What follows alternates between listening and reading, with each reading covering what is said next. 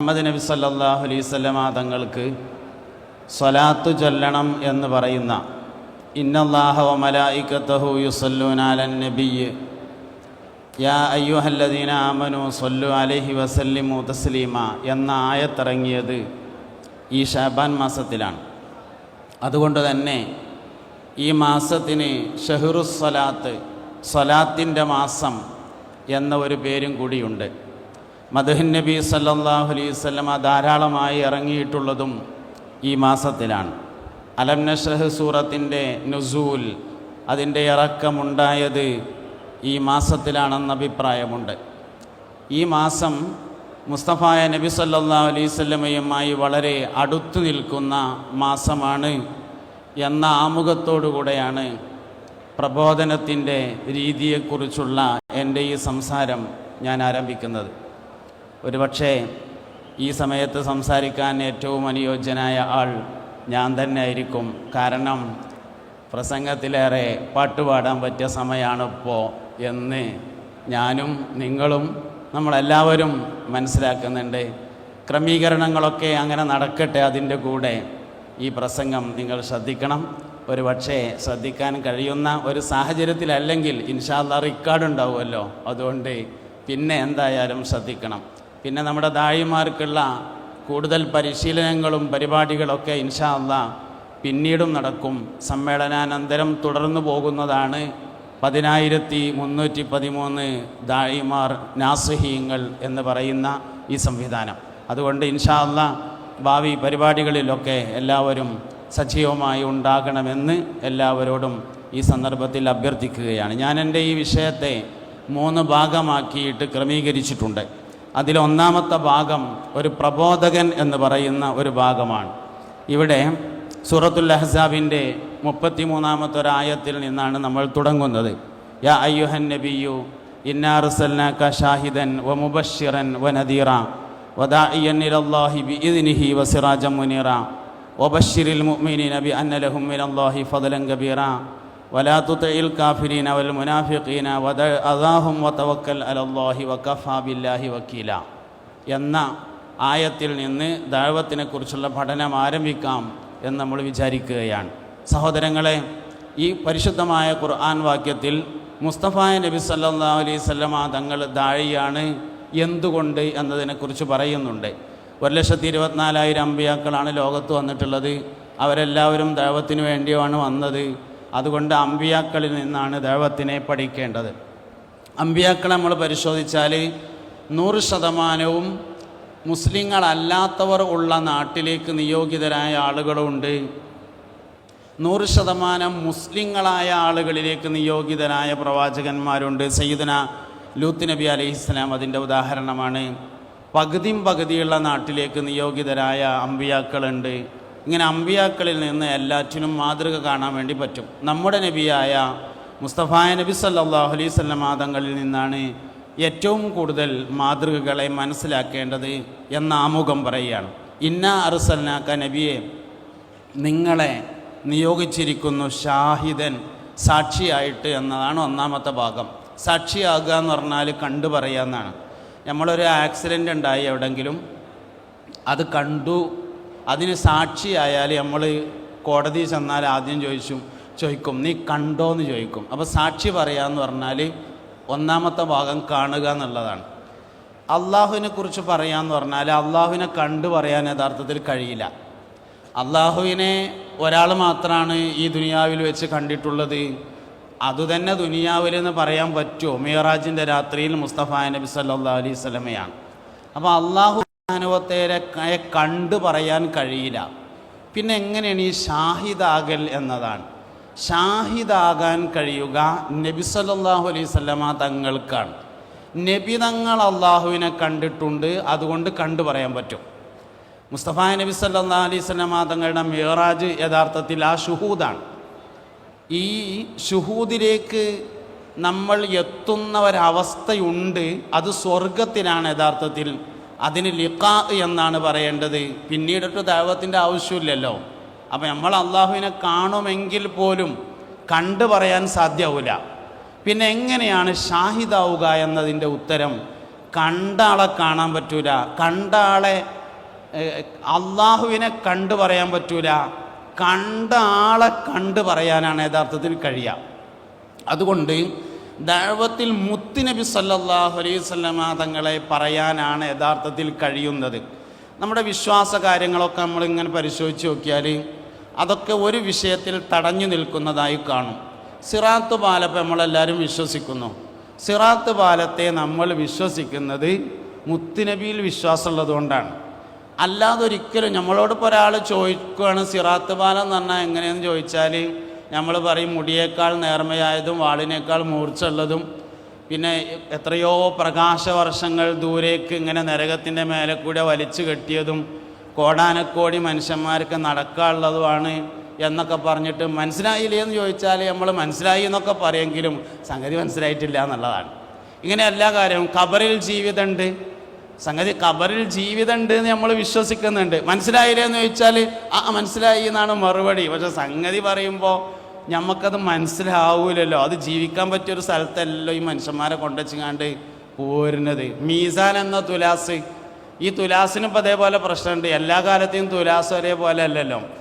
ഞാനൊക്കെ സ്കൂളിൽ പോയി നന്ന് വലിയ അജബോട് കൂടെ നോക്കി നിൽക്കുന്ന ഒരു തുലാസായിരുന്നു.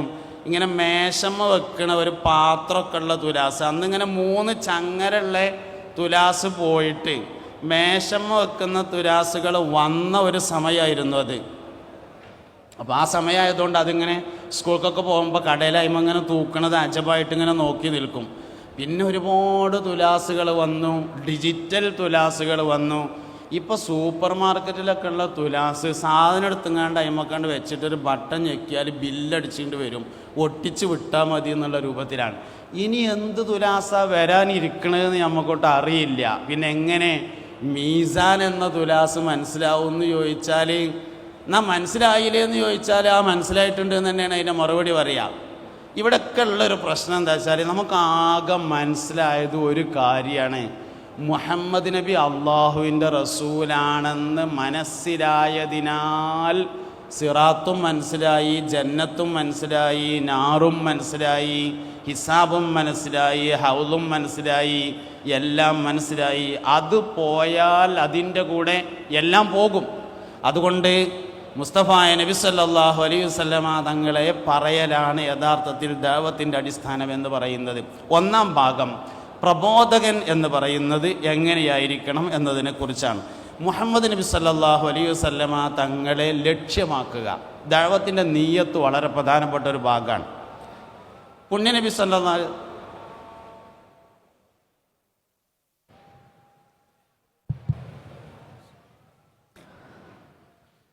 അല്ലാഹു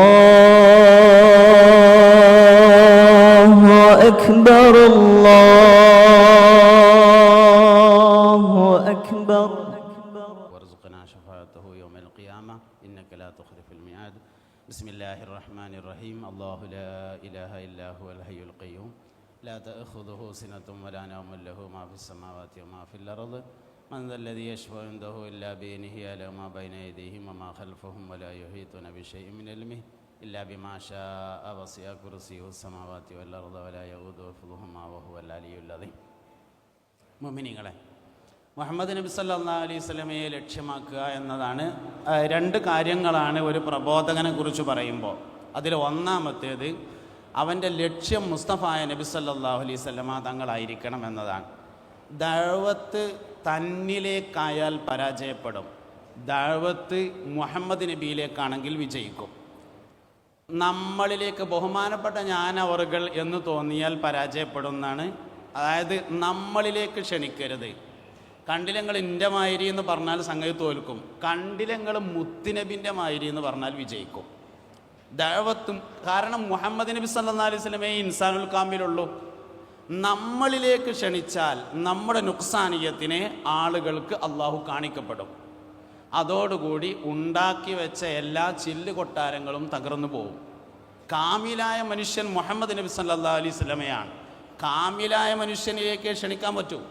അതുകൊണ്ട് മുസ്തഫായ നബി സല്ലല്ലാഹു അലൈഹി വസല്ലമ തങ്ങളിലേക്കാണ് ക്ഷണിക്കേണ്ടത്. നമ്മൾ നബിതങ്ങളിലേക്ക് എത്തിക്കുന്നു, നബിതങ്ങൾ അള്ളാഹുവിലേക്ക് എത്തിക്കുന്നു. വലൻ തജിദ ലഹു വലിയൻ മുർഷിദ എന്നാണ്. വലൻ യജിദ ലഹു വലിയൻ മുർഷിദ എന്നല്ല, അവന് വലിയുൻ മുർഷിദിനെ കിട്ടൂല എന്നല്ല. വലൻ തജിദ നബിയെ നിങ്ങൾക്ക് കിട്ടൂല, ലഹു അവന് വേണ്ടി വലിയൻ മുർഷിദ സന്മാർഗത്തിലാക്കുന്ന ഒരാളെ ലഭിക്കുകയില്ല എന്നാണ്. അപ്പൊ സന്മാർഗത്തിലാക്കുന്ന ആളെ കൊടുക്കുന്നത് നബി തങ്ങളാണ് സല്ലല്ലാഹു അലൈഹി വസല്ലം. അതുകൊണ്ട് മുസ്തഫായ നബി സല്ലല്ലാഹു അലൈഹി വസല്ലമ തങ്ങളിലേക്ക് ക്ഷണിക്കണം. അതിനെന്തു വേണം? നബി തങ്ങളുടെ സല്ലല്ലാഹു അലൈഹി വസല്ലമയുടെ സന്തോഷമാണ് നമ്മുടെ സന്തോഷം, നബി തങ്ങളുടെ ഇഷ്ടമാണ് നമ്മുടെ ഇഷ്ടം. ലോകത്തെ എല്ലാ ഫളിലുകളും പരിശോധിച്ചാൽ ആ ഫളിലിൻ്റെ പിന്നിലൊരു രഹസ്യം ഉണ്ടാവും. അത് മുഹമ്മദ് നബി ആയിരിക്കും സല്ലല്ലാഹു അലൈഹി വസല്ലം. ലോകത്ത് ഫളിലുള്ള തിങ്കളാഴ്ചക്ക് ഫളിലുണ്ട്. എന്തേ കാരണം? നബി സല്ലല്ലാഹു അലൈഹി വസല്ലം തങ്ങളാണ് അതിൻ്റെ കാരണം. റമളാന് ഫളിലുണ്ട്, അതിൻ്റെ കാരണം ഖുർആൻ ഇറങ്ങിയതാണെന്ന് പറയാമെങ്കിലും ഖുർആൻ ഞമ്മക്കിറങ്ങിയതല്ലല്ലോ, ഖുർആൻ മുത്തുനബിക്ക് ഇറങ്ങിയതാണെന്ന് അൽ-കഹ്ഫിലുണ്ട്. വെള്ളിയാഴ്ച ഓതണേ അൽഹംദുലില്ലാഹില്ലദീ അൻസല അലാ അബ്ദിഹിൽ കിതാബ.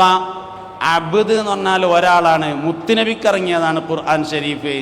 ഖുർആനിൻ്റെ ഫളില് അള്ളാഹിൻ്റെ കലാമായി എന്നുള്ളതല്ല, അത് തൗറാത്തും അള്ളാഹുവിൻ്റെ കലാമാണ്, ഇഞ്ചീലും അള്ളാഹുവിൻ്റെ കലാമാണ്. ഖുർആനിൻ്റെ ഫളില് മുഹമ്മദ് നബി സല്ലല്ലാഹു അലൈഹി വസല്ലം തങ്ങൾക്ക് ഇറങ്ങി എന്നതാണ്. അതുകൊണ്ട് റമളാനിന് ഫളിലുണ്ട്. ആ ഫളില് മുസ്തഫായ നബി സല്ലല്ലാഹു അലൈഹി വസല്ലമയുടെ ഫളിലാണ്. ലൈലത്തുൽ ഖദ്റിന് പ്രത്യേകതയുണ്ട്. ലൈലത്തുൽ ഖദ്റിന്റെ പ്രത്യേകത ഖുർആൻ ഇറങ്ങി എന്നതാണ്. ഇന്നാ അൻസൽനാഹു ഫീ ലൈലത്തുൽ ഖദ്ർ. ലൈലത്തുൽ ഖദ്റിൽ ഖുർആൻ അല്ലാഹുവിൽ നിന്നിറങ്ങി എന്നല്ല, മുഹമ്മദ് നബിയിലേക്ക് ഇറങ്ങി എന്നാണ് സല്ലല്ലാഹു അലൈഹി വസല്ലം. കാരണം അള്ളാഹുവിൻ്റെ കലാം അവൻ്റെ ദാത്തിൽ നിലനിൽക്കുന്ന അസലിയായ കലാമാണ്. അത് ലൈലത്തുൽ ഖദ്റിൻ്റെ അന്ന് അല്ലാഹു തആല ജിബ്രീൽ അലൈഹിസ്സലാമിനെ വിളിച്ചിട്ട് ബിസ്മില്ലാഹിർ റഹ്മാനിർ റഹീം ഇഖ്റ ബിസ്മി റബ്ബിക്കല്ലദീ ഖലഖ് എന്ന് ഓതി കൊടുത്തുങ്ങാണ്ട് പോയി ഓതി കൊടുത്താളി എന്ന് പറഞ്ഞതല്ല. അള്ളാഹു എന്നുണ്ടോ അന്നവൻ്റെ കലാമുമുണ്ട്. ലൈലത്തുൽ ഖദ്റിൻ്റെ അന്ന് ഉണ്ടായതെന്താ? അത് മുസ്തഫായ നബി സല്ലല്ലാഹു അലൈഹി വസല്ലമയിലേക്ക് ഇറങ്ങി എന്നതാണ്. അതുകൊണ്ട് ലൈലത്തുൽ ഖദ്റിൻ്റെ പോരിശ മുഹമ്മദ് നബിയുടെ പോരിശയാണ് സല്ലല്ലാഹു അലൈഹി വസല്ലം. അങ്ങനെ നമ്മൾ ഓരോരുത്തരെയും പറ്റി സാലിം ഫൈസയ്ക്ക് എന്തെങ്കിലും ഫളിലുണ്ടോ?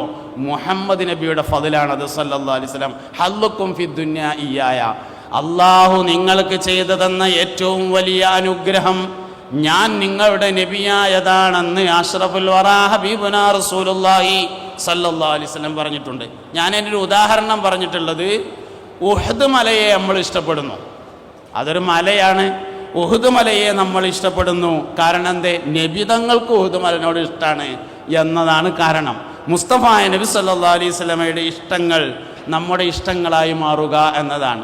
ഇഷ്ക് ഒരു മനുഷ്യൻ്റെ കൽബിലേക്ക് കടന്നാൽ ആ മനുഷ്യൻ നേരാവുന്നുള്ളതിൽ ഒരു തർക്കമില്ല.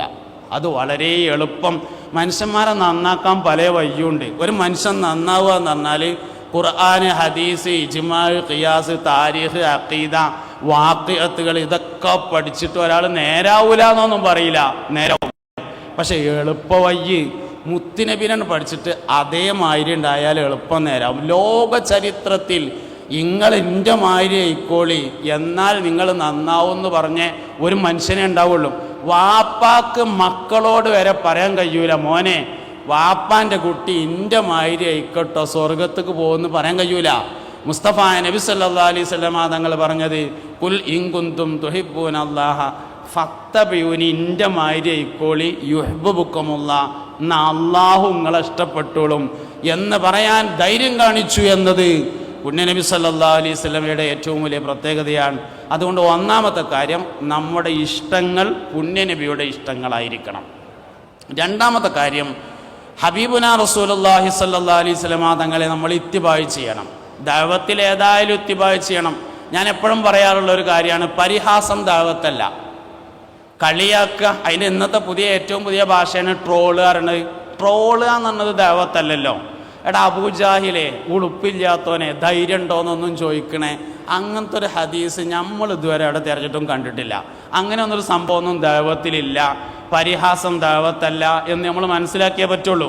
അതുകൊണ്ട് നമ്മൾ ചിന്തിക്കേണ്ടത് ദഅവത്തിൽ ഇത്തിബാ പ്രധാനമാണ്. ദഅവത്തിലെ ഇത്തിബാ നമ്മളിലേക്ക് വരണമെങ്കിൽ നമ്മൾ അല്ലാത്ത ഇത്തിബായിനെ ആദ്യം എടുക്കണം. ഇത് നമ്മൾ പറയുമ്പോൾ ചിലപ്പോൾ നമുക്ക് തോന്നും ഇത്തിബാക്ക് നമ്മളടുത്ത് ഉണ്ട് എന്ന്. ഇത്തിബാ നമ്മളടുത്ത് ഇല്ല എന്ന് മനസ്സിലാവാൻ കുറേ ഉദാഹരണം പറയാൻ പറ്റും. ഞാനൊരു ഉദാഹരണം പറയുകയാണെങ്കിൽ, നമ്മളെ പല പ്രയോഗങ്ങളും നോക്കിയാൽ ചെയ്യാൻ പറ്റാത്ത പ്രയോഗങ്ങളേക്കാരം. അപ്പം നബി സല്ലല്ലാഹു അലൈഹി വസല്ലം തങ്ങൾ കാന റസൂലുള്ളാഹി സല്ലല്ലാഹു അലൈഹി വസല്ലം യുഅ്ജിബുഹു അൻ യദ്ഉഅ റജുല ബി അഹബ്ബി അസ്മാഹി ഇലൈഹി. ഇമാം തബ്റാനി റളിയല്ലാഹു അൻഹു റിപ്പോർട്ട് ചെയ്ത ഹദീസാണ്. നബി തങ്ങൾക്ക് ഏതൊരു മനുഷ്യനെയും അയാൾക്ക് ഇഷ്ടപ്പെട്ട പേര് വിളിച്ച് അഭിസംബോധനം ചെയ്യാനാണ് നബി തങ്ങൾക്ക് താല്പര്യമുണ്ടായിരുന്നത്. ഒരു മനുഷ്യനെ പേര് വിളിക്കുക എന്ന് പറഞ്ഞത് അയാളുടെ വ്യക്തിത്വത്തിലേക്ക് കയറി ചെല്ലാനുള്ള കോണിപ്പടികളാണ് എന്നാണ്. പേര് വിളിച്ചൊരാൾ അഭിസംബോധന ചെയ്യുക എന്നുള്ളത് വളരെ പ്രധാനപ്പെട്ടതാണ്. പക്ഷെ ഏത് പേരാണ്? അഹബ്ബുൽ അസ്മാ ആണ്. പേരുകളിൽ ഏറ്റവും അഹബ്ബായ അസ്മാ എന്ന് പറഞ്ഞാൽ ഞമ്മക്ക് വിളിക്കാൻ ഇഷ്ടമുള്ള പേര് എന്നല്ല, ഓന് കേൾക്കാൻ ഇഷ്ടമുള്ള പേര് എന്നാണ്. നമ്മൾ വിളിക്കും ഏത്? ഞമ്മക്ക് വിളിക്കാൻ ഇഷ്ടമുള്ള പേരാ വിളിക്കണത്, അവന് കേൾക്കാൻ ഇഷ്ടമുള്ള പേരാണ് വിളിക്കേണ്ടത്. അങ്ങനെയാണ് പുണ്യനബി വിളിച്ചത് സല്ലല്ലാഹു അലൈഹി വസല്ലം. വേറെ ഹദീസുകളും പറയാവുന്നത് എന്താ വെച്ചാൽ അത് മൂന്നാമത്തെ ഒരു കാര്യം കൂടി അതിലുള്ളത് അനുബന്ധമായി ഹദീസുകൾ നമ്മുടെ ജീവിതത്തിൻ്റെ ഭാഗമായി വരണം എന്നതാണ്. നമ്മളൊരുപാട് ഹദീസുകളൊക്കെ പഠിച്ചിട്ടുണ്ട്. ഇന്നമൽ അഅ്മാലു ബിന്നിയാത്ത് നമ്മുടെ ജീവിതത്തിൻ്റെ ഭാഗമാണോ? ഞാനിവിടെ ഒരു ഹദീസ് കൊടുത്തിട്ടുള്ളത് ഇന്ന മിൻ ഇജ്ലാലില്ലാഹി തആല ഇക്റാമു ദിശൈബത്തിൽ മുസ്ലിം. ഇമാം അഹ്മദ് റളിയല്ലാഹു അൻഹു റിപ്പോർട്ട് ചെയ്തൊരു ഹദീസാണ്. നേരെയുള്ള ആളെ ബഹുമാനിക്കുക എന്ന് പറയുന്നത് ഇസ്ലാമിയത്തിലെ വളരെ പ്രധാനപ്പെട്ട ഒരു കാര്യമാണ്. ഇത് ഞാൻ പറയണത് എന്തിനാ വെച്ചാൽ നമ്മളെ പറ്റുമെന്ന് ആലോചിക്കുക. നമ്മളെ കൂടെ കോളേജിൽ പഠിച്ചിരുന്നേ താടി നരച്ച ഒരാളെ കാണുമ്പോൾ നമ്മൾ എന്താണ് സത്യത്തിൽ പറയാറുള്ളത്? നിരയുള്ള ആളെ നരച്ചിൽ എന്നിട്ടും ചങ്ങായെ അനക്ക് വല്ല അന്തുണ്ടോ എന്ന് ചോദിച്ച് പരിഹസിക്കാൻ, നിങ്ങൾ ചിരിക്കാൻ വേണ്ടി പറയല്ലേ ഞാനിത്. നമ്മുടെ ഓരോ പ്രവർത്തനങ്ങൾ ഇങ്ങനെ വിലയിരുത്തിയാൽ ഹദീസുകൾ അതിൻ്റെ വഹിക്കും, നമ്മളെ വഹിക്കുകയാണ്. ഞാൻ എപ്പോഴും പറയുന്നൊരു ഉദാഹരണമുണ്ട്. പിന്നെ പാലിൽ വെള്ളം ചേർക്കരുത് എന്ന് പറഞ്ഞാൽ നമ്മളെ വിചാരം ബാക്കിയുള്ളതിലൊക്കെ വെള്ളം പറ്റുന്നതാണ്. അതൊരു തത്വമാണ്. പാലിൽ വെള്ളം ചേർക്കരുത് എന്ന് പറഞ്ഞാൽ മുളകും പൊടിയിലും വെള്ളം ചേർക്കാൻ പറ്റൂല, പഞ്ചസാരയിലും ചേർക്കാൻ പാടില്ല, സോപ്പിലും വെള്ളം പാരാൻ പാടില്ല. അതൊരു തത്വമാണ്. ആ തത്വത്തെ നമ്മുടെ ജീവിതത്തിലേക്ക് കൊണ്ടുവരണം. അപ്പം ഹദീസുകൾ നമ്മുടെ ജീവിതത്തിൻ്റെ ഭാഗമായി വരിക എന്നതാണ് മൂന്നാമത്തെ കാര്യം. ഒന്നാം കാര്യം നമ്മൾ പറഞ്ഞിട്ടുള്ളത് മുസ്തഫ നബി സല്ലല്ലാഹു അലൈഹി വസല്ലമയെ ലക്ഷ്യമാക്കണമെന്നതാണ്. രണ്ടാമത്തേത് പുണ്യ നബി സല്ലല്ലാഹു അലൈഹി വസല്ലമയെ ഇത്തിബാ ചെയ്യണമെന്നതാണ്. മൂന്നാമത്തെ കാര്യം ഹദീസുകളെ നമ്മുടെ ജീവിതത്തിൻ്റെ ഭാഗമാക്കി മാറ്റാൻ നമ്മൾ തയ്യാറാവണമെന്നതാണ്. ഉദാഹരണങ്ങളിലേക്ക് ധാരാളം പോകാൻ കഴിയും. നമുക്ക് വിശദമായുള്ള പഠനങ്ങളിലൊക്കെ ഉദാഹരണങ്ങളിലേക്ക് പോകാം. രണ്ടാമത്തൊരു ഭാഗം പ്രബോധനം എങ്ങനെയായിരിക്കണം എന്നതിനെക്കുറിച്ചാണ്. പ്രബോധനം, നസീഹത്ത് എങ്ങനെയായിരിക്കണം? പ്രബോധനം എന്നതിന് ഉപയോഗിക്കുന്ന ഒരുപാട് വാക്കുകളുണ്ട്. അതൊക്കെ വേറെ വേറെ ചർച്ച ചെയ്യേണ്ടതാണ്. തഅലീമ്, നസീഹത്ത്, ദഅവത്ത്, വഅദ്, തദ്കിറത്ത്, അങ്ങനെ നീണ്ടുപോകുന്ന കുറേ പേരുകളുണ്ട്. അതൊക്കെ വ്യത്യസ്തമായ ആശയങ്ങളാണ്. അതിനൊക്കെ വ്യത്യസ്തമായ രീതികളുമുണ്ട്. ആ രീതികളൊക്കെ ചർച്ച ചെയ്യേണ്ട ഒരു കാര്യം തന്നെയാണ്. നമ്മൾ മൊത്തത്തിൽ ഇങ്ങനെ പറയുകയാണെങ്കിൽ പ്രബോധനം ചെയ്യേണ്ടത് നബി സല്ലല്ലാഹു അലൈഹി വസല്ലമ തങ്ങളിലേക്കാണെന്ന് മനസ്സിലാവും. നബി തങ്ങളെ ഇഷ്ടപ്പെട്ടാൽ ഒരാൾ സ്വാലിഹാവും. വെള്ളിയാഴ്ച ജുമുഅക്ക് എന്നാൽ ഖത്തീബ് മുടങ്ങാതെ 4 സ്വാലിഹീങ്ങളെ പേര് പറയും. ഒന്ന് സയ്യിദുന അബൂബക്കർ സിദ്ദീഖ് റളിയല്ലാഹു അൻഹു, ഉമർ ബിൻ ഖത്താബ് റളിയല്ലാഹു അൻഹു, ഉസ്മാൻ ബിൻ അഫ്ഫാൻ റളിയല്ലാഹു അൻഹു, അലി ബിൻ അബീ താലിബ് റളിയല്ലാഹു അൻഹു. 4 സ്വാലിഹീങ്ങളുടെ പേര് ഖത്തീബ് മുടങ്ങാതെ പറയും. ഈ 4 ആൾക്കാരും ഇസ്ലാമിലേക്ക് വന്നത് മുത്തുനബി സല്ലല്ലാഹു അലൈഹി വസല്ലമ ഖൽബിൽ വലുതാണ് എന്ന് തോന്നിയപ്പോൾ വന്നതാണ്. സിദ്ദീഖ് റളിയല്ലാഹു അൻഹു ഇസ്ലാമിലേക്ക് വരുന്നന്ന് നിസ്കാരം നിർബന്ധമായിട്ടില്ല. ഇതിൻ്റെ അർത്ഥം ഞാൻ നിസ്കരിച്ചണ്ടെന്നൊന്നുമല്ല. നിസ്കാരം നിർബന്ധമായ പിന്നെ അത് വേണ്ടി വരും. സിദ്ദീഖുൽ അക്ബർ റളിയല്ലാഹു അൻഹുവിൻ്റെ ഈമാൻ എന്ന് പറഞ്ഞാൽ ലോകത്തെ ഒരു മനുഷ്യൻ്റെ ഈമാനോടും കടപിടിക്കാത്തതാണ്. എന്താ സിദ്ദീഖ് റളിയല്ലാഹു അൻഹുവിൻ്റെ പ്രത്യേകത എന്ന് പരിശോധിച്ചാൽ എല്ലാ വ്യാഴാഴ്ചയും ഉംറക്ക് പോയിരുന്നു എന്നല്ലല്ലോ, ജിദ്ദയിലായിരുന്നു ജോലി. അപ്പോൾ വ്യാഴാഴ്ച ജോലിയും കഴിഞ്ഞാണ്ട് ഇഹ്റാം ഡ്രസ് എടുത്താണ്ട് ബസ്സിലാണ്ട് കയറിയാൽ ഹറമക്കാണ്ട് എത്തും. ഉംറയും കഴിഞ്ഞിട്ട് വെള്ളിയാഴ്ച ജുമഅക്കും കണ്ട് ഇങ്ങോട്ട് പോന്നിരുന്നു എന്നല്ല സിദ്ദീഖ് റളിയല്ലാഹുവിൻ്റെ പ്രത്യേകത. സിദ്ദീഖ് റളിയല്ലാഹുവിൻ്റെ പ്രത്യേകത മുത്തുനബി കൽബുക്കണ്ട് കയറി എന്നുള്ളതാണ്. അതങ്ങോട്ട് കയറിയാൽ ഏത് മനുഷ്യനും നേരാവും. നമ്മളും നേരാവും, നമ്മളെ കൊണ്ട് വേറുള്ളവരും നേരാവും. വേറുള്ളവർ നേരാവാനും അതന്നെയാണ്, നമ്മൾ നേരാവാനും അതന്നെയാണ്. പുണ്യനബി സല്ലല്ലാഹു അലൈഹി വസല്ലമ തങ്ങൾ കൽബിൽ കയറുക എന്നതാണ്. അതിന് രണ്ട് കാര്യങ്ങളാണ് വേണ്ടത്. ഒന്ന്, നബി സല്ലല്ലാഹു അലൈഹി വസല്ലമ തങ്ങളെ പരിചയപ്പെടുത്തണം. അവ്വലു വാജിബിൻ അലൽ ആബായി തഅലീമുഹു അന്ന നബിയന മുഹമ്മദൻ സല്ലല്ലാഹു അലൈഹി വസല്ലമ ബുഇസ ബിമക്ക വദുഫിന ബിൽ മദീനത്തി എന്നാണ്. ഹത്തൽ അംറു ബിസ്സലാ എന്നവിടെ യാനത്തെടുത്തു കൊടുത്തിട്ടുണ്ട് എന്നാണ്. അതായത് ഒരു വാപ്പാക്ക് വലിയൊരുനാക്ക് വാപ്പ മോനെ വല്യളിക്കൊക്കെ കൊണ്ടുപോയിട്ട് പെരുന്നാൾ നിസ്കാരം കഴിഞ്ഞിട്ട് വാപ്പാൻ്റെ ഖബർ എവിടെയാണ് എന്ന് പറഞ്ഞു കൊടുക്കുന്നതിൻ്റെ മുന്നേ മുത്തുനബിയുടെ ഖബർ എവിടെയാണെന്ന് പറഞ്ഞു കൊടുക്കൽ നിർബന്ധമാവും. ഞാൻ എവിടെയാ ജനിച്ചത് എന്ന് എനിക്കറിയൽ നിർബന്ധമൊന്നുമില്ല.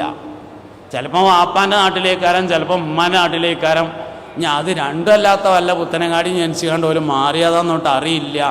അതറിയേണ്ട ഒരാവശ്യമില്ല. അതേ സമയത്ത് മുസ്തഫായ നബി സല്ലല്ലാഹു അലൈഹി വസല്ലം തങ്ങൾ ജനിച്ചത് മക്കയിലാണെന്നറിഞ്ഞില്ലെങ്കിൽ ഈമാൻ ശരിയാവില്ല. എൻ്റെ വാപ്പാൻ്റെ പേര് എനിക്കറിയൽ നിർബന്ധമൊന്നുമില്ല. അറിഞ്ഞില്ലെങ്കിൽ ആധാർ കാർഡ് ഉണ്ടാവില്ല എന്നേ ഉള്ളൂ. ഈമാൻ ശരിയാവാൻ നിർബന്ധമൊന്നുമില്ല. എൻ്റെ വല്യപ്പാൻ്റെ പേര് അറിയൽ അത്രയും നിർബന്ധമില്ല. വല്യപ്പാൻ്റെ പേര് അറിയില്ലെങ്കിൽ അടിയാധാരമില്ല എന്ന് വരുന്നേ ഉള്ളൂ. എന്നാലും ഈമാൻ ശരിയാവാൻ നിർബന്ധമില്ല. പുണ്യനബി സല്ലല്ലാഹു അലൈഹി വസല്ലമയുടെ വാപ്പാൻ്റെ പേര് അറിഞ്ഞില്ലെങ്കിൽ ഈമാൻ ശരിയാവില്ല. മുസ്തഫായ നബി സല്ലല്ലാഹു അലൈഹി വസല്ലമയുടെ വല്യപ്പാൻ്റെ പേര് അറിഞ്ഞില്ലെങ്കിൽ ഈമാൻ ശരിയാവില്ല. പുണ്യനബി സല്ലല്ലാഹു അലൈഹി വസല്ലമയുടെ 20 വാപ്പാരെ പേരറിയണം എന്നാണ്. അബൂഹു അബ്ദുല്ലാഹി അബ്ദുൽ മുത്തലിബ് വഹാഷിമുൻ അബ്ദു മനാഫി യന്തസിബ് ഖുസൈ കിലാബുൻ മുറത്തുൻ കഅബുൽ ലുഗൈ ഗാലിബ് ഫിഹ്റും മാലികുൻ നദറുൻ നുഖൈ കിനാനത്തുൻ ഹുസൈമത്തുൻ വമുദ്രിക ഇല്യാസു സുമ്മാ മുദറുക്കും മുദ്രിക നിസാറുഹും വഅദ്ദുഹും അദ്നാനു തർതീബുഹും മാതബിഹി തിബിയാനു. അതുകൊണ്ട് എങ്ങനെയാണ് ദഅവത്ത് ചെയ്യേണ്ടത് എന്നുള്ളതിന് രണ്ട് പ്രധാനപ്പെട്ട കാര്യങ്ങൾ ഞാൻ പറയുന്നത്. ഒന്ന്, പുന്നാര നബിയെ പഠിപ്പിക്കലാണ് സല്ലല്ലാഹു അലൈഹി വസല്ലം. അതിന് നമ്മളെക്കൊണ്ട് പറ്റുമോ? സംഗതി ഇസ്ലാമികമായ ഏറ്റവും പ്രധാനപ്പെട്ട നസീഹത്ത് നമ്മളിങ്ങനെ പരിശോധിക്കുക.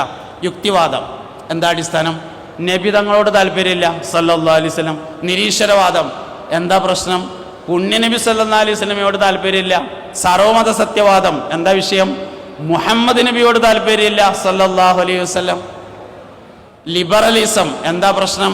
ഹബീബുനാ റസൂലുള്ളാഹി സല്ലല്ലാഹു അലൈഹി വസല്ലമയോട് താല്പര്യമില്ല. തുടങ്ങി ഇസ്ലാം ദീനെന്ന് ബിദ്അത്ത് എന്താ പ്രശ്നം? മുഹറം മാസം 15 കഴിഞ്ഞാലാണ് നമ്മളെ നാട്ടിലൊക്കെ മദ്രസയിലെ കുട്ടികൾക്ക് ഉസ്താദുമാര് എഴുത്ത് കൊടുക്കേണ്ട ആവശ്യം. സലാം അലൈക്കും യാ റസൂൽ സലാം അലൈക്കും യാ ഹബീബ് സലാം അലൈക്കും സലവാത്തുല്ലാഹ് അലൈക്കും. മുഅ്മിനീങ്ങളെ, എങ്ങനെയാണ് പ്രബോധനം നടത്തേണ്ടത് എന്നതിൻ്റെ ഒന്നാമത്തെ കാര്യം നബി സല്ലല്ലാഹു അലൈഹി വസല്ലമയെ പരിചയപ്പെടുത്തലാണ്. നബി തങ്ങളെ പരിചയപ്പെടുത്തുക എന്ന് പറഞ്ഞാൽ 4 കാര്യങ്ങളാണ്. 1 ഷമായിലുകൾ, 2 ദലായിലുകൾ, 3 ഖസായിസുകൾ, 4 ഫളായിലുകൾ. 4 കാര്യങ്ങളാണ് പരിചയപ്പെടുത്തേണ്ടത്. ഷമായിൽ എന്ന് പറഞ്ഞാൽ നബി എങ്ങനെയാണ് സല്ലല്ലാഹു അലൈഹി വസല്ലം. മനസ്സിലാക്കുന്ന രൂപത്തിൽ പറഞ്ഞാൽ മുത്തുനബിയുടെ കൈ എങ്ങനെയാണ്, പുണ്യനബിയുടെ കാലെങ്ങനെയാണ്, നബി തങ്ങളുടെ കണ്ണെങ്ങനെയാണ്, അഷ്റഫുൽ ഖൽഖായ സല്ലല്ലാഹു അലൈഹി വസല്ലമയുടെ മുടി എങ്ങനെയായിരുന്നു, നബി തങ്ങൾ എങ്ങനെയാണ് നടന്നിരുന്നത്, നബി തങ്ങൾ എങ്ങനെയാണ് ഇരുന്നിരുന്നത്, അത് പഠിപ്പിക്കുക. അതാണ് ഷമായിൽ. പുണ്യനബി സല്ലല്ലാഹു അലൈഹി വസല്ലമ തങ്ങൾ ഒരു സദസ്സിൽ ചെന്നാൽ ആ സദസ്സിലെ ഏറ്റവും ശ്രദ്ധേയമായ സ്ഥലത്തിരിക്കലായിരുന്നു പതിവുണ്ടായിരുന്നത്. നമ്മൾ വെള്ളിയാഴ്ച ജുമഅക്ക് എന്നാൽ വരെ വാതിലിൻ്റെ മുക്കിൽ സ്ഥലം ഇല്ലെങ്കിലേ വേറെ സ്ഥലം അന്വേഷിക്കുള്ളൂ എന്നുള്ളതാണ് നമ്മളെ പ്രശ്നം. പുണ്യനബി സല്ലല്ലാഹു അലൈഹി വസല്ലമ തങ്ങൾ എങ്ങനെയായിരുന്നു എന്ന് പഠിപ്പിക്കാം. നബി സല്ലല്ലാഹു അലൈഹി വസല്ലമ തങ്ങൾ എങ്ങനെയാണ് നോക്കിയിരുന്നത്? നബി തങ്ങൾ കണ്ണിട്ട് നോക്കൂല, നോക്കുകയാണെങ്കിൽ തിരിഞ്ഞു നോക്കും. ഇങ്ങനെ തിരിഞ്ഞു നോക്കുന്ന പതിവാണ് പുണ്യനബി സല്ലല്ലാഹു അലൈഹി വസല്ലമ തങ്ങൾക്കുണ്ടായിരുന്നത്. ഇങ്ങനെയുള്ള കാര്യങ്ങൾ പഠിപ്പിക്കുന്നതാണ് ശമാഇലുകൾ എന്ന് പറയുന്നത്. അതുപോലെ നബി തങ്ങളുടെ ശരീരം, നബി സല്ലല്ലാഹു അലൈഹി വസല്ലമയുടെ നീളം എത്രയാണ്, നബി സല്ലല്ലാഹു അലൈഹി വസല്ലമയുടെ വണ്ണം എത്രയാണ്, നബി തങ്ങളുടെ കളർ എന്താണ്, വെള്ളയിൽ തങ്ക നിറം കയറിയതായിരുന്നു നബി സല്ലല്ലാഹു അലൈഹി വസല്ലമ തങ്ങളുടെ കളറ്. മദ്രസയിലെ പുസ്തകത്തിൽ നമ്മൾ പഠിച്ചിട്ടുണ്ട്, ചുവപ്പ് കലർന്ന വെളുപ്പ് നിറം, അതിനെയാണ് വെള്ളയിൽ സ്വർണത്തിൻ്റെ നിറം കയറിയത്. അതാണ് പുണ്യ നബി സല്ലല്ലാഹു അലൈഹി വസല്ലമ തങ്ങളുടെ നിറം. അഭിമുഖ സംഭാഷണം നടത്തുമ്പോൾ താടിരോമത്തിൻ്റെ ഉള്ളിലൂടെ തൊലിയുടെ തിളക്കം കാണാറുണ്ടായിരുന്നു. നബി സല്ലല്ലാഹു അലൈഹി വസല്ലമ തങ്ങളുടെ സംസാരത്തിൻ്റെ പ്രത്യേകത, പുണ്യനബി സല്ലല്ലാഹു അലൈഹി വസല്ലമയുടെ ചുണ്ടുകളുടെ പ്രത്യേകത, ഇങ്ങനെ ഓരോ പുണ്യനബി നടന്നു വരുമ്പോൾ ചെറിയ കുന്നിൻ മുകളിൽ നിന്ന് ഇറങ്ങി വരുന്നത് പോലെയാണ് നടന്നു വന്നിരുന്നത്. അങ്ങനെ നബി സല്ലല്ലാഹു അലൈഹി വസല്ലമ തങ്ങൾ കിടന്നിരുന്നത് എങ്ങനെയാണ്, പുണ്യനബി സല്ലല്ലാഹു അലൈഹി വസല്ലമയുടെ വിരിപ്പ് എങ്ങനെയാണ്, ഇങ്ങനെയുള്ള കാര്യങ്ങളാണ് ശമാഇലുകൾ എന്ന് പറയുന്നത്. രണ്ടാമത്തത് ദലായിലുകളാണ്.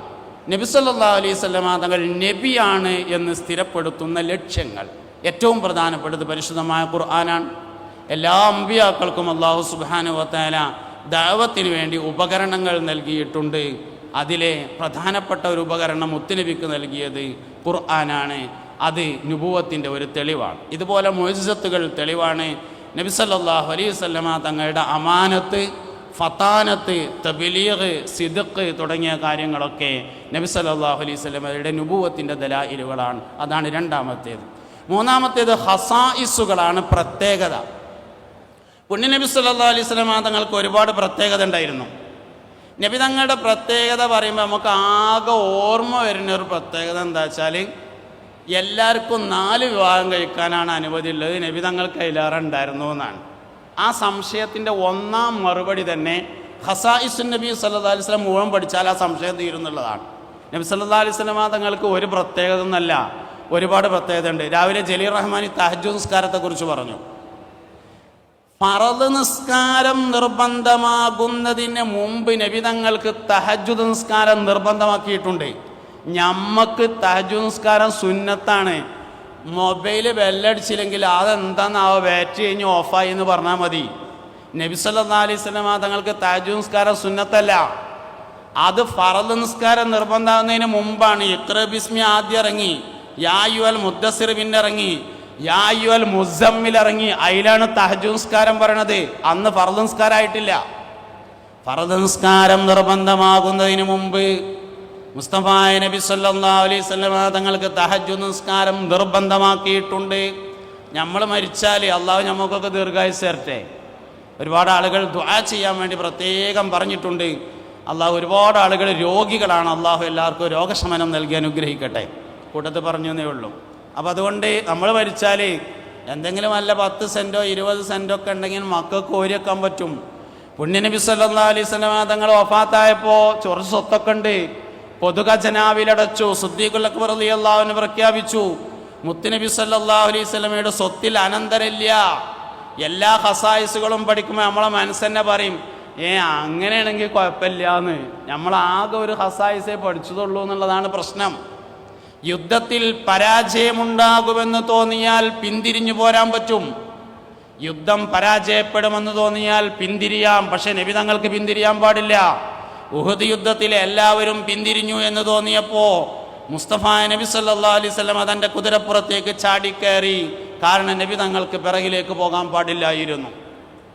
അങ്ങനെ എല്ലാ ഖസായിസുകളും എല്ലാ പ്രത്യേകതകളും പഠിച്ചാൽ മാറിപ്പോകാവുന്നതേ ഉള്ളൂ ആ സംശയം. വിശദമായി പറയല്ല. അപ്പോൾ ഒന്നാമത്തേത് ഷമായിലുകളാണ്, രണ്ടാമത്തേത് ദലായിലുകളാണ്, മൂന്നാമത്തേത് ഖസായിസുകളാണ്, നാലാമത്തേത് ഫളായിലുകളാണ്.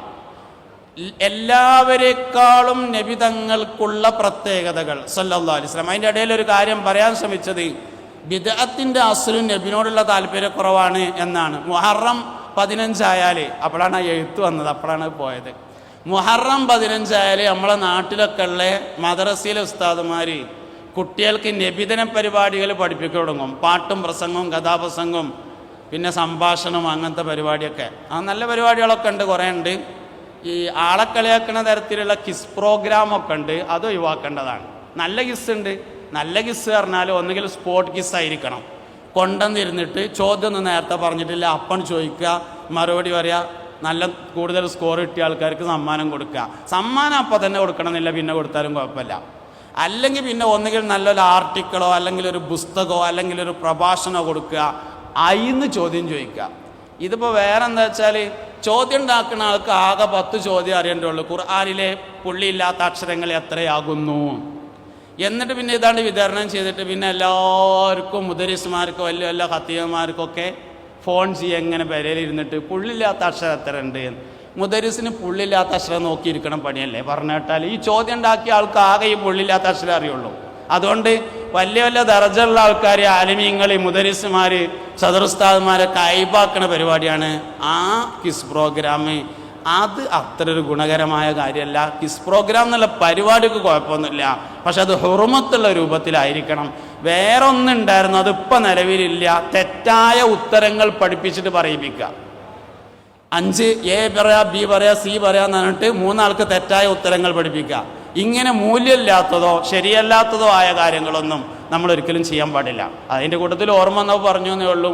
ദഅവത്തിലില്ലാത്ത കുറേ കാര്യങ്ങൾ നമ്മളെ വകയായിട്ട് കയറ്റിയതുണ്ട്, അതൊക്കെ എഡിറ്റ് ചെയ്യണം.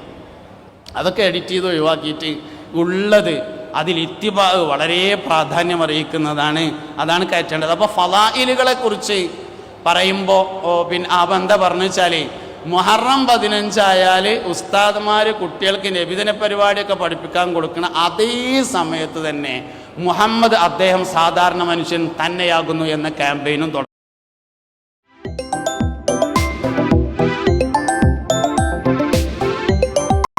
തുടങ്ങും.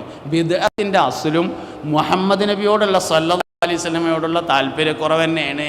അതുകൊണ്ട് ദഅവത്തിൻ്റെ ഏറ്റവും പ്രധാനപ്പെട്ട മാധ്യമം മുസ്തഫ നബി സല്ലല്ലാഹു അലൈഹി വസല്ലമ തങ്ങളെ പരിചയപ്പെടുത്തൽ തന്നെയാണ് എന്നാണ് പറഞ്ഞുകൊണ്ടിരിക്കുന്നത്. ഫളായിൽ, പുണ്യനബി സല്ലല്ലാഹു അലൈഹി വസല്ലമ തങ്ങളുടെ കുറേ ഫളായിലുകളുണ്ട്. നബി തങ്ങൾ വഴി നമുക്ക് കിട്ടിയ ഫളായിലുണ്ട്. ഇപ്പോൾ ഇവിടെ ബാങ്ക് കൊടുത്തു. ബാങ്ക് നമ്മളെ മാത്രം ഫളലാണ്. ലോകത്തൊരുപാട് ഉമ്മത്തികൾ വന്നു പോയിട്ടുണ്ട്, ആർക്കും ബാങ്കില്ല.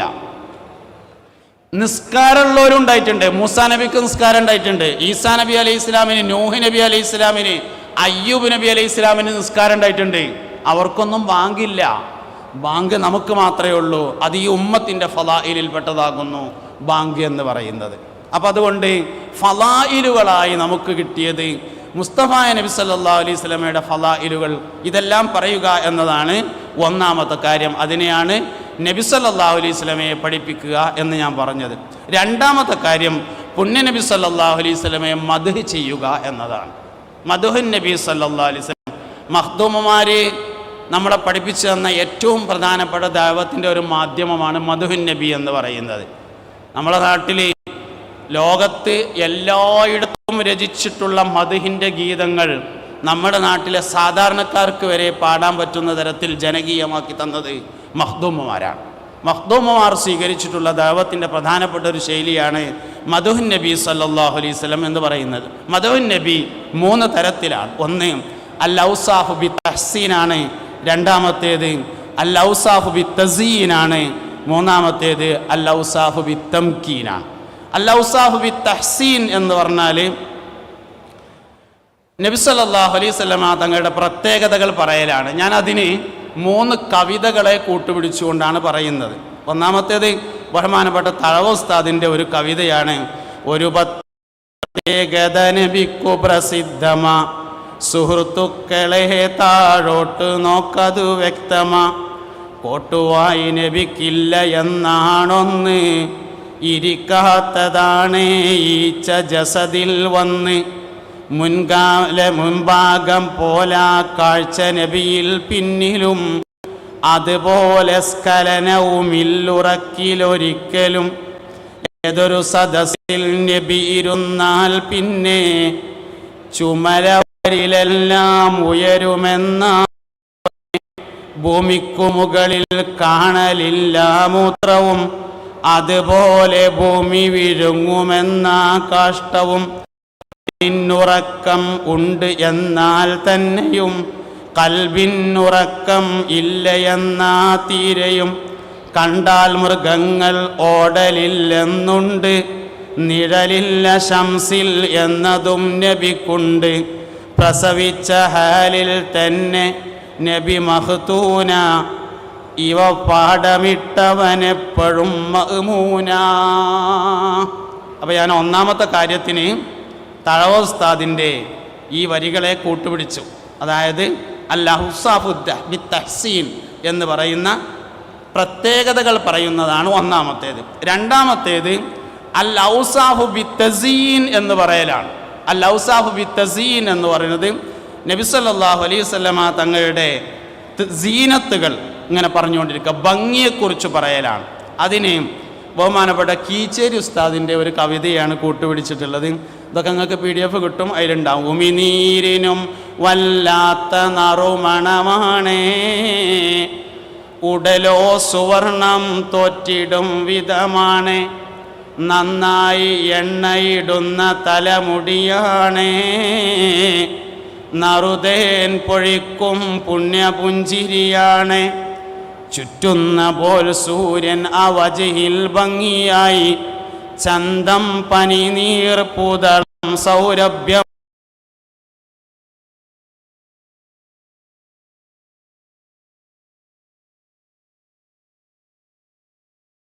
പ്രത്യേകം ദുആ ചെയ്യണമെന്ന് പറഞ്ഞിട്ടുണ്ട്.